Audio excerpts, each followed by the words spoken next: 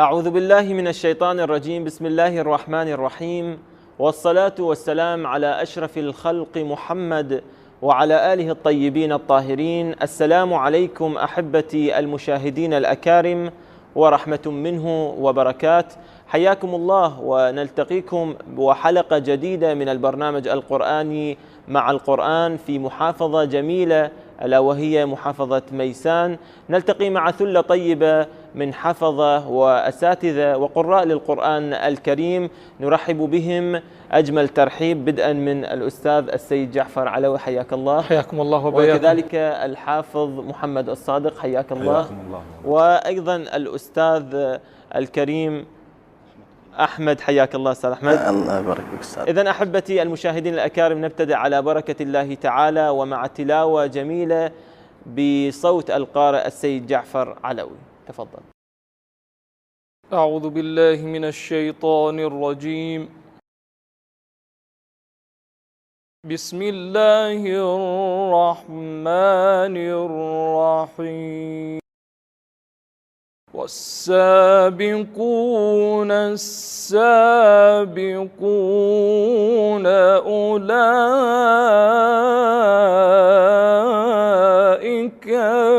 المقربون. الله الله الله، أحسنت. أولئك المقربون في جنات النعيم. ثلة من الأولين وقليل من الآخرين على سرر موضونة. الله الله، على سرر موضونة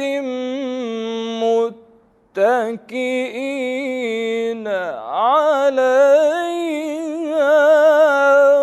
متقابلين.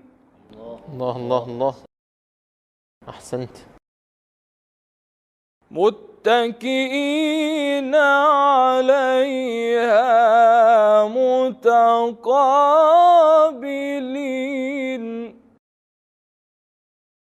يطوف عليهم ولدان مخلدون.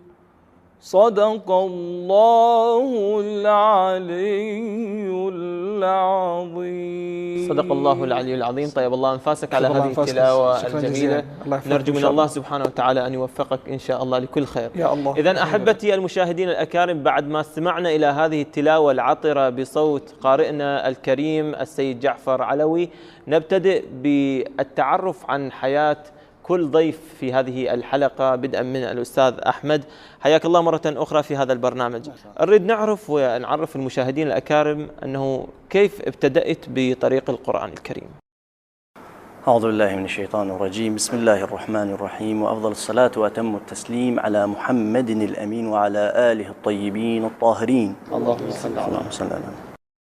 والله حقيقة بدايتي كانت جدا بسيطة. ابتديت يعني من كنت يوم من الأيام أتذكر يعني بالدوام وتخيل لي أنه لازم أقرأ قرآن. أنا كنت أقرأ قرآن، والدي يعني يقريني قرآن، لكن يعني بالطريقة خطر في بالي. خطر في بالي أنه لازم أقرأ قرآن. ليش لازم أصير قارئ قرآن مثلا أو كذا؟ وكان يعني عن طريق صديقي أحد أصدقائي الله يوفقه، فأجينا للمؤسسة، مؤسسة المجتبى، هاي المؤسسة المباركة حقيقة. دخلنا فيها بشيء بسيط جدا. نعم. وكانوا الأساتذة بها يعني جبال حقيقة، والله يوفقهم، من بدءا من الأستاذ حيدر الخزاعي والسيد جعفر العلوي وأستاذ أحمد الدراجي وأستاذ علي المياحي، الله يوفقهم إن شاء الله. حقيقة يعني. وكانت هذه البداية أو الانطلاقة الحقيقية. نعم. انطلاقتي كانت من يومهم إن شاء الله، والحمد لله والشكر توفقت له المستوى. طبعا لابد أن هنالك كانت دروس تعطى في هذه المؤسسة، وبالتالي أنت ضمن طلاب العلم اللي دخلوا بهذه المؤسسة. شيء أكيد. شيء أكيد. إذن ننتقل إلى الحافظ محمد الصادق. شلون كانت بدايتك مع القرآن الكريم؟ بدايتي والله كانت عن طريق والدي الله يحفظه، هو اللي يعني رحلنا احنا للمؤسسة، وكانت البداية عن طريق أحكام تلاوة. ماشي، درست بقيت 3 سنين هناك. من المؤثر الأساسي بدخولك لهذا المجال؟ والدي الله يحفظه.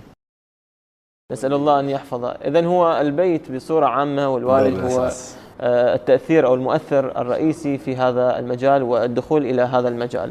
السيد جعفر علوي، كيف كانت بدايتك مع القرآن الكريم؟ ربما تختلف أو تكون متشابهة. حقيقة بدايتي كانت منذ الطفولة، كان والدي صوته شجي. نعم. وصوته منغم بالفطرة، فكنت أحفظ القرآن من خلال ما يقرأه هو، يقرأ وأنا أحفظ، فكنت مولعا بصوته الجميل. بعدها هاجرت إلى إيران، التقيت بكبار قراء إيران هناك، السيد مهدي جرفيان الأستاذ الكبير. طبعا أساتذتي كلهم حاصلين على المراكز الأولى في إيران. السيد مهدي جرفيان حاصل المركز الأول في إيران. نعم. الأستاذ حكيم الساعدي حاصل المركز الأول على إيران. الأستاذ حسين المحمدي حاصل المركز الأول على إيران. كلهم أساتذتي كبار. الأستاذ فريد حمادي أبو فريد، كلهم أساتذة كبار يعني جبال من حيث النغم والصوت ومن حيث التجويد. الأستاذ حسين المحمدي عندما التقيت به لأول وهلة أجازني في النغم والصوت، وأيضا في أحكام التلاوة. درست عند الأستاذ سيد مهدي، حصلت على المرتبة الأولى هناك، حيث أيضا أجازني بالتدريس. كانت هناك دروس عدة تعطى في تلك الفترة، دروس يومية، بالتالي منها دروس أحكام ونغم وصوت ووقف وابتداء. نعم، حتى تواشيح يعني. جيد. يعني في الابتهالات أيضا بدأت يعني بداية بسيطة معهم، إلا أن بعد فترات كبيرة استطاع الأستاذ أبو فريد أن يجعلني مكانه في درس التجويد. وهذه تعد الانطلاقة الأولى. كنت صغيرا يعني، هذه الانطلاقة الحقيقية الأولى. هذه الانطلاقة الحقيقية. بعد ذلك رأيت من بركات القرآن الشيء الذي لا يحصى ولا يعد حقيقة. لا أستطيع أن أحصي لها عددا. نعم. جعلتني ذا شخصية يعني محترمة بالمجتمع. الحمد لله. المجتمع أصبح ينظر لي غير نظرة. نعم. عندما كنت من دون القرآن نعم. غير شيء، بعد نعم. القرآن أصبحت شيء مختلف تماما. القرآن حقيقة هو نعمة كبيرة جدا. نعم. الإنسان من خلاله يستطيع أن يصل إلى مرافق السماء، وهذه نعمة كبيرة. الحمد لله. طبعا هو القرآن الكريم لا يستطيع الإنسان أن يصور ما فيه، وعجزت العقول حقيقة. على أن تأتي بهذا القرآن. ننتقل إلى الأستاذ أحمد. أستاذ أحمد، أنت دخلت إلى المؤسسة، بالتالي وجدت هناك كثير من الدروس متنوعة خاصة في مجال القرآن الكريم. درس أحكام التجويد، بما أنك أستاذ ومتخصص في هذا المجال، كيف تلقيت هذا العلم وهذا الدرس من قبل الأساتذة؟ والله يعني الدروس اللي لقيناها قدامنا دروس كانت جيدة بالنسبة للتجويد، يعني عن طريق أستاذي المبارك أستاذ السيد جعفر العلوي، الله يبارك فيك، هو أستاذي الكبير وأقتدي به أنا دائما. نعم. حقيقة كانت دروس جيدة، تعطى كل 3 أيام في الأسبوع، يعني دروس. هناك طرق متعددة يعني عند الأستاذ، ولو الأستاذ المفروض هو يتكلم في هذا المجال، لكن أنت كمتلقي طرق متعددة يستخدمها الأستاذ كأسلوب بالتالي حتى يصل المعلومة الجميلة والدقيقة بنفس الوقت. الأسلوب اللي كان يستخدمه الأستاذ وياكم؟ والله احنا طبعا انا بالنسبه لي اتبعت اسلوب استاذي الكبير السيد جعفر، وهو كانت البساطه، يعني للطالب يوقف قدام الطالب ببساطه، يشرح له الموضوع بالمختصر، ما يثقل عليه. نعم. فهاي شيء يعني حقيقه ارسخ بدماغي او بعقلي. نعم. الحقيقه استفادت استفاده كبيرة جدا من خلال عدة دورات من الأستاذ والباقي الأساتذة، من الأستاذ حيدر صوت ونغم وأستاذ علي. نعم. الحافظ محمد الصادق، كما يعرف المشاهد الكريم هنالك طرق متعددة لحفظ القرآن الكريم. أنت الطريقة المناسبة والسهلة ونقول الجميلة اللي حفظت من خلالها القرآن الكريم؟ والله الطريقة يعني صحيح ان هناك هو طرق موجودة، بس اكو طريقة انسب ويعني ارسخ بالدماغ. نعم. هي الآية تقراها 20 مرة هي واحكامها. كمثلا ترتيب تقراها الآية 20 مرة. نعم. تقراها ولا أن تكمل الصفحة، والنوم تراجعها 5 مرات حدر. الى ان تظل ببالك، يعني حتى من لا مثلا صارت مسابقه او شيء. نعم. وتتراجع من درجة بس ان تراجع ما تستاهل حتى تركز عليه. اذا هذه الطريقه الامثل. بالتالي يعني عندما تتوصل الى جزء اخر مثلا في الحفظ تغير الطريقه لو نفسها؟ لا نفس. جيد. السيد جعفر علوي، من ضمن الاساسيات اللي يمشي عليها القارئ وقارئ القرآن الكريم هو التقليد. بعض الأساتذة يقولون القارئ لا يصبح قارئا حتى يقلد. فعلا. أي القراء اللي اختارتهم وجعلتهم يعني مسارا تسير على طريقته، بالتالي تعتبر هو مدرسة يعتبر. فالقارئ اللي اختارته ومشيت على طريقته وأدائه. كانت أنت تعرف جيدا أن الأطفال يولعون في البدء بصوت عبد الباسط. أحسنت. فكان هو النغمة الأساسية التي نستمعها في المسجد، نستمعها في أوقات الصلاة وكذلك في التلفاز والراديو. نعم. كان عبد الباسط يظهر في كل اللحظات، العالم كان جميعه مولع بهذه الشخصية العظيمة.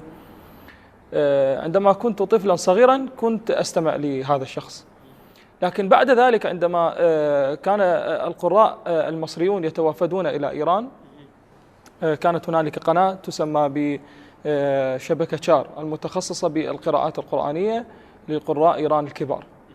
استمعت إلى كل القراء طبعا، من بين هؤلاء القراء تناغم مع صوتي الراغب مصطفى غلوش، كثيرا ما تناغم مع صوتي، وذلك من خلال الطريقة اللي قرأت بها بداية الحلقة. نعم. راغب مصطفى غلوش يتناسب مع العرب الصوتية الموجودة في صوتي. هو ليس لديه جوابات عالية ضخمة جدا، أنا لا أمتلك جوابات عالية ضخمة جدا، كما أنه لا يمتلك قرار واطئ جدا. الصفات الموجودة في صوته موجودة تماما في صوتي. فعندما بدأت أقلده أصبح الجميع ينتبه إلى أنني أقلد راغب مصطفى غلوش. بعضهم كانوا يسميني راغب الصغير أو كذا. أنا حقيقة أعتز أن أكون أن يعني هذه الصفة تلتصق باسمي، أن يقلد راغب. لكن لم أقتصر عليه فقط، وإنما سمعت كل القراء.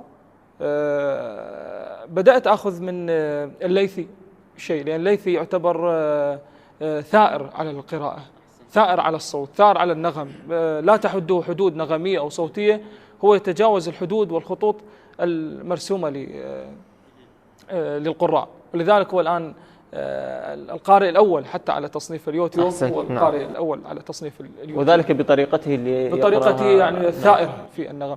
بدأت أخذ من الشحات، كذلك له أثر كبير على خاصة في القرارات. كنت أستخدم القرارات الشحاتية لأنها قرارات سهلة وبسيطة. يعني برأيك متى يستطيع القارئ أن يتنقل من قارئ إلى آخر؟ عندما تصبح لديه ملكة مشبعة من المقامات، يمتلك المقامات الأصلية وبعض الفرعية كالكرد كاللامي غيرها كالأوشار كالحسيني، كل هذه تصبح لديه مخزون، أولا مخزون نغمي، ثم بعد ذلك الإشباع بالاستماع الكبير للقراء، يستمع إلى الشحات كل قراءاته، يسمع الليثي كل قراءاته يسمع، ثم يبدأ يقلد الفقرات الصعبة التي لا يتمكن من فعلها لأول مرة.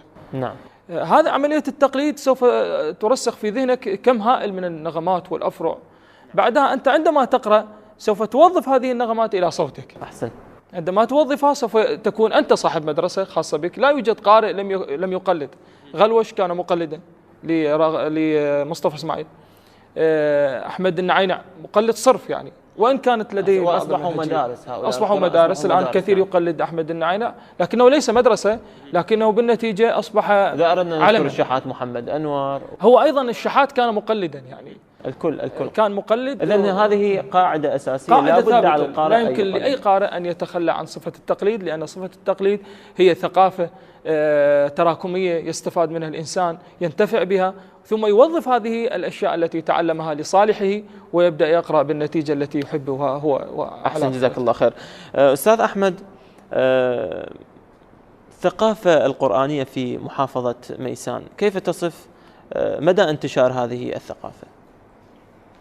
والله الثقافة القرآنية في ميسان لا بأس بها في الوقت الراهن.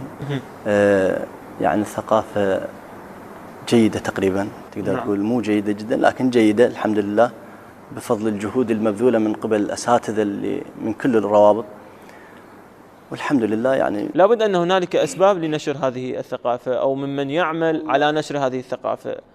والله يعني نشر الثقافة بالنسبة يعني كمؤسسة، أنا أحكي لك من قبل الناس، مؤسسة يعني تعمل بجهد ذاتي.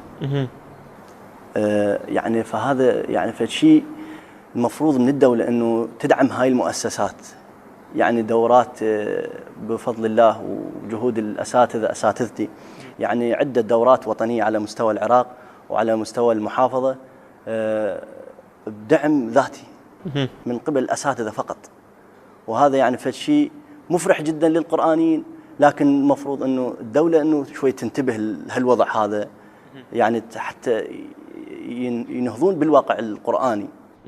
طبعا نشر الثقافة القرآنية تحتاج إلى إقامة دورات كثيرة وأيضا مهرجانات قرآنية. حدثنا عن المهرجانات أو المحافل القرآنية التي تقام في محافظة ميسان.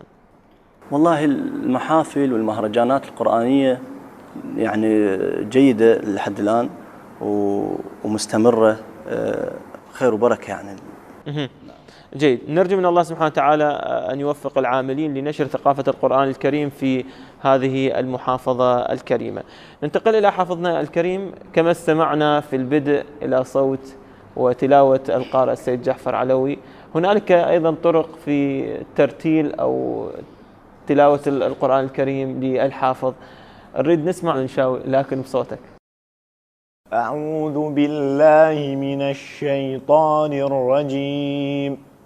بسم الله الرحمن الرحيم. وإذ قلنا ادخلوا هذه القرية فكلوا منها حيث شئتم رغدا وادخلوا الباب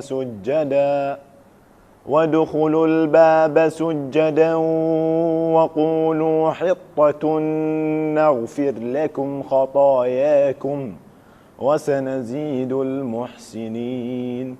فبدل الذين ظلموا قولا غير الذي قيل لهم فأنزلنا على الذين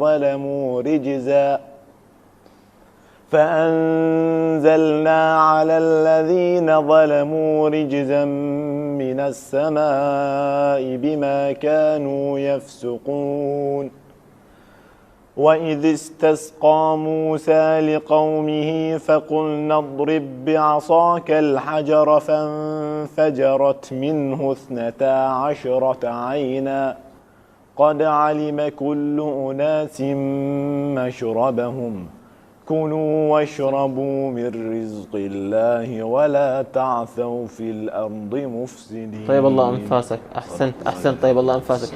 إذن أحبتي المشاهدين الأكارم، مستمرون معكم في تغطية هذه الحلقة من محافظة ميسان ومع أساتذة القرآن الكريم. نتواصل معكم لكن بعد هذا الفاصل.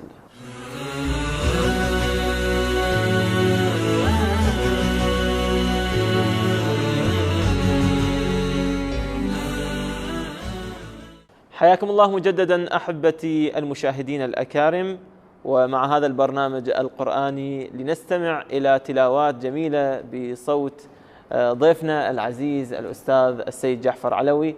نريد نستمع مقطوعة تقلد فيها القارئ المقلد ألا وهو رغم مصطفى غلوش. إن شاء الله. بسم الله الرحمن الرحيم.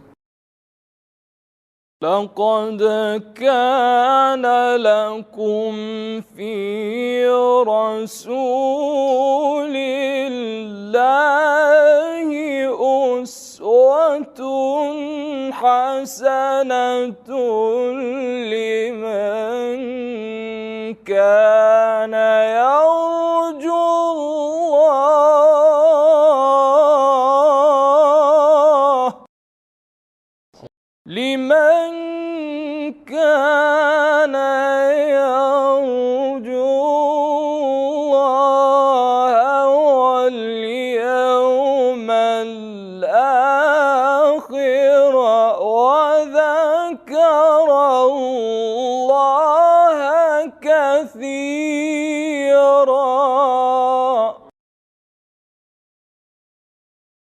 ولما رأى المؤمنون الأحزاب قالوا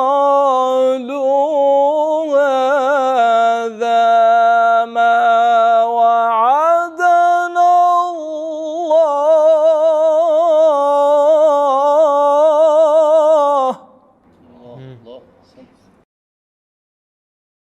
قالوا هذا ما وعدنا الله ورسوله وصدق الله ورسوله. طيب الله أنفاسك الله يسلمك ما شاء الله. الله يحفظك. تقليد صرف. الحمد لله، أشكر الله. سيد جعفر علوي، الطريقة اللي تستخدمها بالتقليد شلون استطعت أن تقلد المقطع؟ طبعا هذا المقطع أنا سمعته عدة مرات، قد أكون الآن مجهدا، لكن عندما يكون صوتي مرتاحا لا قد تكون يعني القراءة تختلف عن ذلك. الاستماع المتكرر يعطي انطباع في الدماغ. يعني احنا ندرس في علم البرمجة اللغوية العصبية أن الشيء الذي يتكرر 17 مرة في الدماغ يتحول إلى شيء ثابت في الدماغ، يعني برمج الدماغ عليه. هذه المقطوعة سمعتها يعني مئات المرات، وأقلدها وأنا أمشي وأنا في العمل وأنا في البيت، أكررها حتى ترسخت في ذهني. عندما أقرأها مرة مرتين 3 مرات 4 مرات تأتي نفس الشيء. فالحفظ المقطوعة وتكرارها بعدة مرات ينتج عن ذلك يعني تقليد صحيح. لكن يوجد شيء أيضا يجب أن لا يتبعه القارئ تماما، ألا وهو التقليد الصرف. يعني الآن أنا أقلد غلوش في مقطوعة، لكن في مقطوعة ثانية سوف لن أقلده. لست مضطرا أن أتبع أسلوبه التقليدي في كل قراءة. هذه فقط في البداية، هذه فقط في البداية. نعم، في البداية الإنسان يقلد صرف. يقلد صرف، نعم. بعد ذلك لا، أنت حر في يعني اختيارك للقراء كيف يعني تنتج عن ذلك. أقلد هذه الآية بصوت غلوش، هذه في صوت يعني المنشاوي. نعم. وتكون تلاوة متنوعة، لكن نعم. تحتوي على أكثر من مدرسة صوتية. يعني احنا بالعراق الآن ليس لدينا حقيقة مدرسة، يعني لا نستطيع أن نشير إلى قارئ بعينه نقول يمتلك مدرسة خاصة. هذه نريد نوقف لها وقفة خاصة إن شاء الله في هذا البرنامج. ننتقل إلى الأستاذ أحمد. أستاذ أحمد، لابد أن لديك دورة قرآنية خاصة في مجال أو تعليم أحكام التجويد، انطلاقا من الحديث الشريف: خيركم من تعلم القرآن وعلمه. كيف تستخدم الأسلوب لتعليم الأطفال أو كانوا شباب خاصة في مادة أحكام التجويد؟ والله بفضل الله تعالى عندي عدة دورات بتوفيق الله. عندنا حسينية الوالد بناها عندنا بالبيت وطلعت عليها من ساعة. فتحت بها دورة للمصلين، يعني نعم. تصحيح قراءة وعندي دورة أيضا في منطقة العدل، ناحية العدل. أيضا تصحيح قراءة أو قواعد تجويد. نعم. وعندي دورة أيضا دورات كثيرة ومناطق متنوعة. نعم. وأيضا في الكحلة كذلك أهم قواعد تجويد، والحمد لله والشكر خير وبركة إن شاء الله. أريد أعرف الأسلوب اللي تستخدم مع الطلبة. والله الأسلوب هو مثل ما قلت قبل شوية، هو أولا البساطة، أنه أن أكون صديق الطالب. هاي أنا يعني كشخصيتي أنا اللي أوضحها للطالب، يعني اللي أشوفه يفتهمها من عندي. أكون صديق أولا، والثاني أوضح له بالشكل المختصر، يعني الشكل المختصر قواعد تجويد ما أسويها عليه أكثر من اللازم ويصرف حكي أو كذا أنا أصرف حكي عليه. شيء أكيد. هل تستخدم الوسائل الإيضاحية في إيصال المعلومة؟ هناك مثل وسائل إيضاحية خاصة يحتاج القارئ لمعرفة مثل مخرج حرف. الوسائل الإيضاحية تستخدم؟ لا لحد الآن ما مستخدم أي وسيلة إيضاحية، لكن هيك شفويا. جيد. الحافظ محمد الصادق. محمد، الحافظ يحتاج إلى مراجعة حتى يستطيع أن يحافظ على حفظه للقرآن الكريم. برنامج المراجعة اللي تستخدمه؟ برنامج يعني هو الأكثر شيء استماعا يسمع مثل الجزء المراد مراجعته، أن يسمعه أو بالقراءة أو كتابة النصوص، كتابة الجزء المحفوظ. هذه الطريقة اللي تستخدمها وتشوفها مثلا ناجحة وياك؟ أي ناجحة. إذا أنت مشارك مسابقات لو بعد؟ إن شاء الله مشارك. الحمد لله. سيد جعفر علوي، نقف عند النقطة اللي ذكرتها. لحد الآن نقول العراق لا يمتلك مدرسة حتى تصدر إلى الخارج. ما هي الأسباب برأيك؟ هو في البدء الطريقة المصرية التي يقرأ بها الآن المصريون هي طريقة عراقية بالأصل. يعني حتى الشيخ أنا استمعتها مباشرة من الشيخ عبد الوهاب الطنطاوي، قال الطريقة المصرية التي يستخدمها قراء مصر الآن هي الطريقة العراقية التي نقلت إلينا ثم قمنا نحن بتطويرها. في الأصل هي طريقة عراقية، يعني قد يعود الفضل في ذلك إلى عثمان الموصلي الذي انتقل هناك، حتى أن الكرد يقال أنه نقله إلى مصر. أنا ليس لدي معلومة أكيدة 100%، لكن أنا حسب ما سمعت ذلك، وسمعت من عبد الوهاب الطنطاوي عندما جاء يدرس القراءات العشر في بغداد. الطريقة المصرية هي طريقة عراقية، وكذلك الطريقة العراقية هي طريقة نابعة من طبيعة المجتمع العراقي قبل 1200 سنة تقريبا، الطريقة العراقية التي يقرأ بها. لكن الطريقة العراقية دخلت إلينا بعد السقوط. بعد السقوط دخلت، يعني الطريقة المصرية. الطريقة المصرية، العفو. كانت ممنوعة حتى في المسابقات، وأعتقد أتذكر في يوم من الأيام الأستاذ حيدر الخزاعي أعتقد شارك في مسابقة أو من هذا النوع، وقال لا يعني أنت تقرأ لنا بالطريقة الفرعونية أو كذا، يعني تعجبوا من هذه القراءة، ما كانت متداولة يعني. نعم. بعد السقوط بدأ الشحات يؤثر في العالم جميعا. أعتقد كان يوجد تأثير كبير لسيد حسين الحلو، أعتقد لميثم التمار أيضا كان له دور. بدأوا الشباب واعد ينشر هذه الثقافة، لأن القراءة المصرية فيها امتداد صوتي، فيها تلاعب نغمي كثير، وفيها يعني جمالية أكثر. يعني أغلب الشباب يميلون للمدرسة المصرية دون العراقية. المدرسة المصرية قلت أن الامتداد الصوتي فيها يسمح للقارئ أن يتنقل بشكل كبير جدا، تفتح فضاءات واسعة من الامتداد الصوتي. إضافة إلى ذلك القراءة المصرية قراءة يعني مع وجود أشخاص مرتبط فيها، أشخاص كبار مثل عبد الباسط، هذا يرتبط معك منذ الطفولة. القارئ الشيخ المنشاوي، القارئ مصطفى اسماعيل، اسماء كبيره طغت على الساحه، اجبرت الشارع العراقي ان يقرا بالطريقه المصريه، اجبرت الشارع يعني من حيث. اضافه الى ذلك الاخوه الذين عادوا من الجمهوريه الاسلاميه الايرانيه نقلوا هذه الثقافه ايضا، منهم قراء اصبحوا كذا، نقلوا يدرسون هذه الطريقه لانهم تاثروا في الطريقه المصريه التي نقلت الى ايران بفضل يعني المساهمات الكبيرة التي فتحتها لهم الأجواء الإيرانية. نعم. وأصبحت المدرسة الإيرانية مدرسة تضاهي المدرسة المصرية باعترافهم. يعني لقاء في يوم من الأيام أنا استمعت للقاء لراغب مصطفى غلوش وأعتقد أحمد النعينة، قال أصبح الإيرانيون يزاودوننا في القراءة.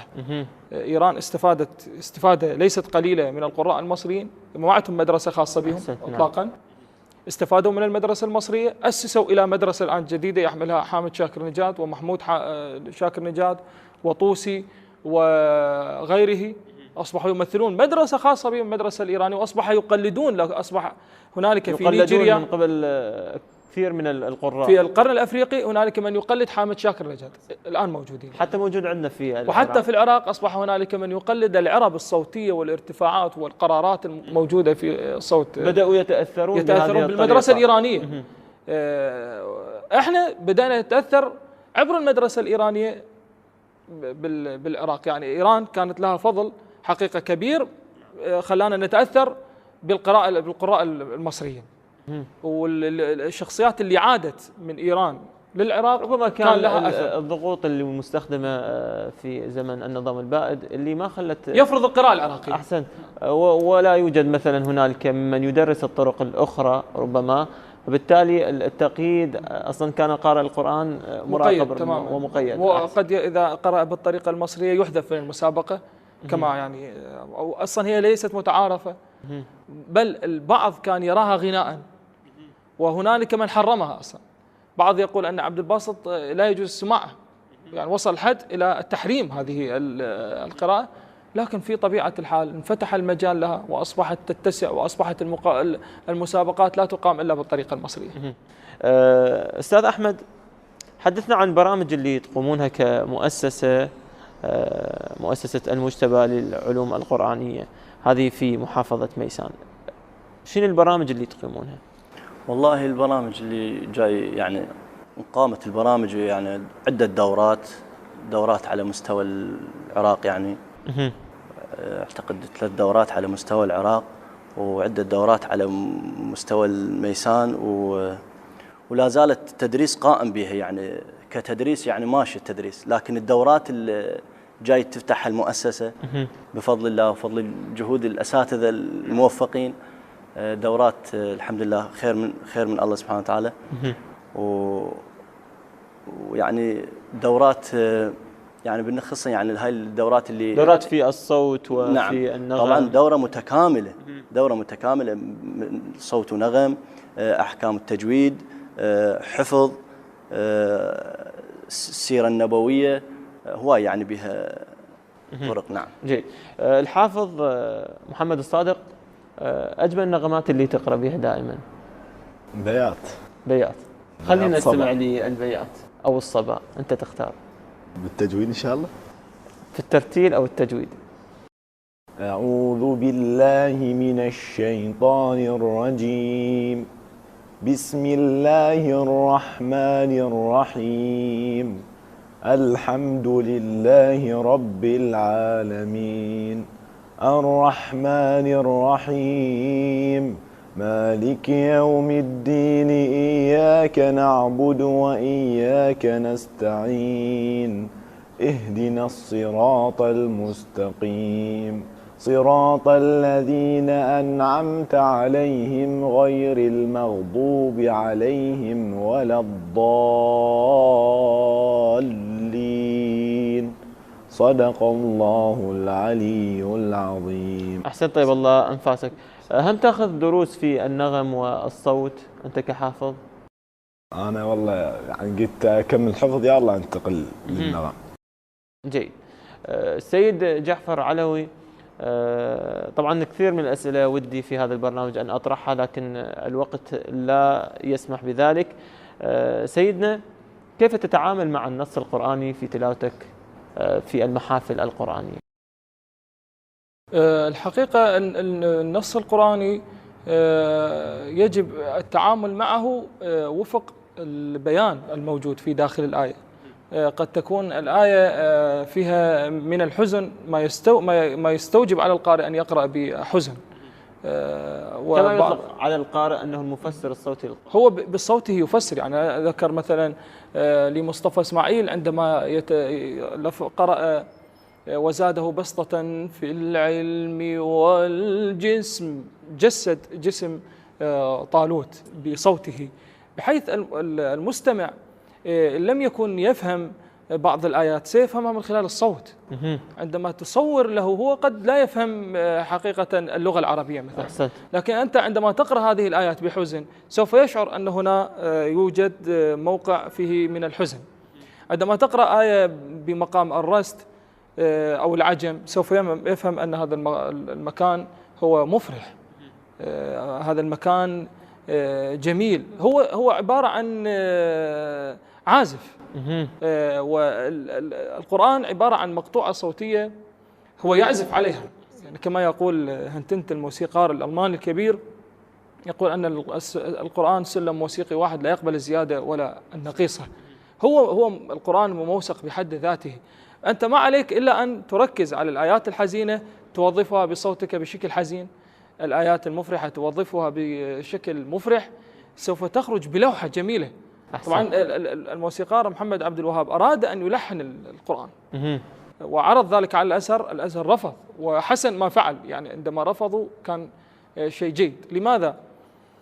حتى يفسحوا مجال للقارئ أن لا يبقى يعني مقيد في قالب موسيقي واحد. أكو بعض المقامات التي قرأ بها المنشاوي مكان مفرح قرأه بصوت حزين. لماذا؟ لأن هي أصلا كانت بداية قراءة الروحية الفعالية حزينة. وكذلك الشحات محمد والشحات يعني لا يستطيع أن يذهب إلى الفرح، ما يقدر. هو أصلا انفعال الروحي طغى على الصوت، طغى على اللحن، طغى على كل شيء. هو يقرأ بانفعال. أنت عندما تسمع هذه القراءة تبدأ تبكي، لا تشعر لماذا تبكي. سيد جعفر، من ضمن فقرات هذا البرنامج أن تختار مقطوعة جميلة استمعت لها من خلال مسيرتك القرآنية. حقيقة المقطوعة التي يعني أثرت فيه تأثير كبير على المستوى النفسي والمستوى الروحي هي قراءة الشيخ محمد الليثي التي قرأ فيها أواخر سورة آل عمران، التي وشحها يعني في أحد فرق التوشيح في إيران، وشحوها توشيح عجيب يعني مبكي. هذه القراءة هو نفسه تحدث عنها، قال أنا سمعت مجلس للسيدة الزهراء سلام الله عليها فتأثرت تأثر كبير جدا، وقرأت هذه القراءة وهي كانت آخر قراءة يقرأها، ختم بها مسيرته القرآنية. لا أسمعها إلا ينتابني شعور من البكاء بصراحة. فعلا، فلنستمع إلى هذه المقطوعة الجميلة أعزائي المشاهدين، وبعدها نعود إليكم. ربنا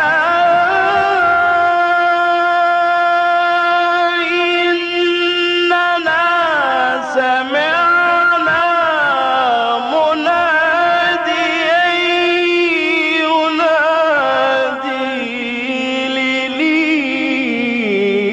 للإيمان أن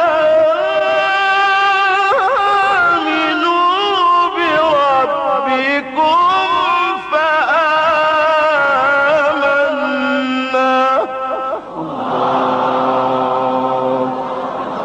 الله.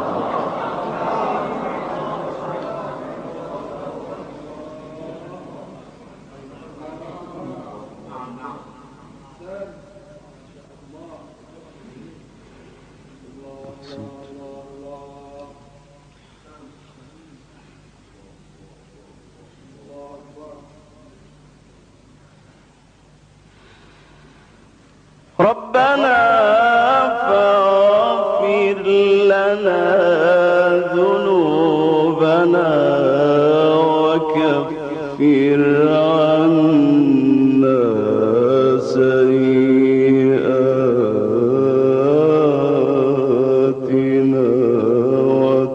وتوفنا مع الأبرار.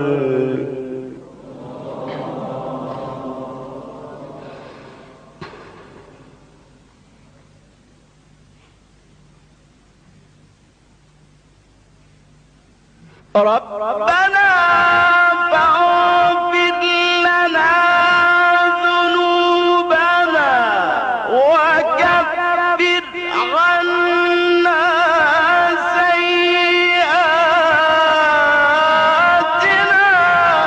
وتوفنا مع الأبرار.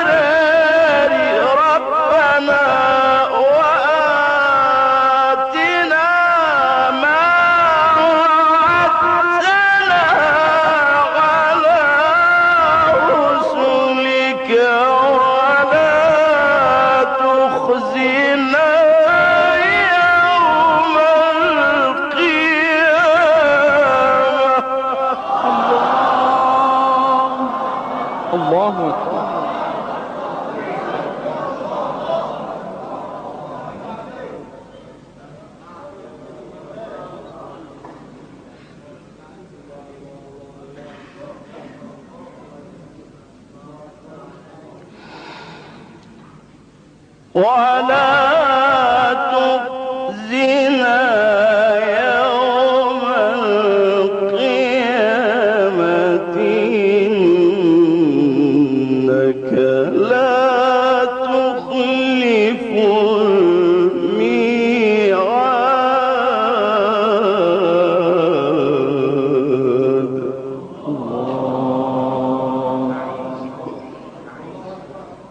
أحبائي المشاهدين الأكارم، استمعنا لهذه المقطوعة الجميلة، وتعد هذه من ضمن التلاوة الجميلة التي قرأها الشيخ محمد الليثي، من أجمل التلاوات. وصلنا وإياكم لختام هذه الحلقة. نشكر جميع ضيوفنا اللي حضروا ويانا، بدءا من الأستاذ أحمد، شكرا جزيلا لك. الله يبارك فيك. كذلك الحافظ محمد الصادق، شكرا لك. السيد جعفر علوي، شكرا جزيلا لكم. شكرا جزيلا، واحنا نشكركم لقدومكم ونتشرف بكم حقيقة. الله يحفظكم إن شاء الله، شكرا جزيلا لكم. إذن أحبتي المشاهدين، الشكر موصول لكم لحسن المتابعة والإصغاء. نلتقيكم في حلقة قادمة ومن محافظة ميسان. إلى ذلك الحين أستودعكم الله وإلى اللقاء.